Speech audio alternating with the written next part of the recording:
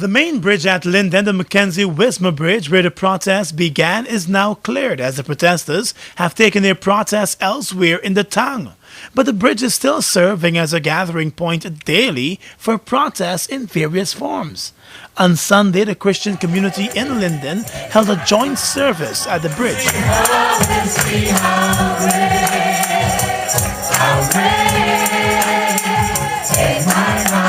where they offered praise to the heavens and said prayers for the land.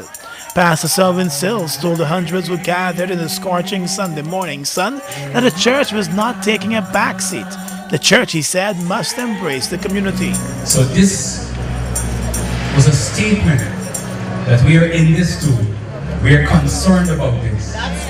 We never incited any violence. That's right. We never asked anybody to do anything to anybody. That's right. But we stood there telling them we are in solidarity with their suffering because we are suffering too.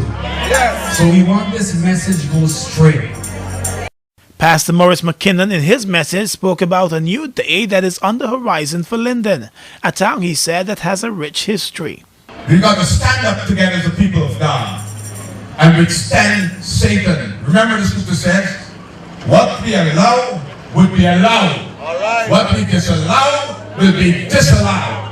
And as they ended their Sunday service, prayers were said too for the members of the joint services at Linden and the Commander-in-Chief, President Donald Ramatar.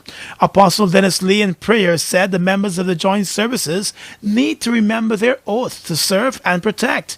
The President, he prayed, should be guided by good advice. But we pray today that you, by your Spirit, will forgive this situation, will forgive this incident. And I pray, God, that you will divinely intervene and minister and give these men the courage to stand up and say, you are causing us to deviate. We prefer to resign our position before we turn our guns on our own. And I pray, God, that you will give them the strength and you will give them the ability to find other employment that will be more profitable. I pray for the Commander-in-Chief. I pray that indeed he will stand as Commander-in-Chief. As part of the joint church service, there was a collection taken in the name of the relatives of the three men who lost their lives. The churches at Linden say those young men must be remembered and their relatives must be embraced. This week, the churches are hosting prayer and fasting services all throughout the bauxite town. The funeral for the three men will take place on Wednesday.